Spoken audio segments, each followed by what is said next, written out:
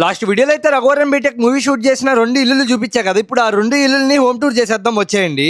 అసలు మ్యాటర్ ఏంటంటే లాస్ట్ వీడియోలో రఘువరన్ బీటెక్ ఇల్లులు 2 చూపించా కదా. ఇప్పుడైతే హీరో ఇంటి లోపలికి అయితే వెళ్దాము. హీరో ఇంటికి అయితే బయట అయితే లాక్ చేసేస్తుంది. లాక్ చేస్తే మనం ఆగుతామా? మీకు చూపించడం కోసం గోడ దూకి మరి ఇంట్లోకి వెళ్ళిపోయా. నేను దూకేది పక్కింటో ఎదురింటో ఎవరైనా కానీ చూస్తే నాకు చెక్కేస్తారు. మనకు అవసరమా?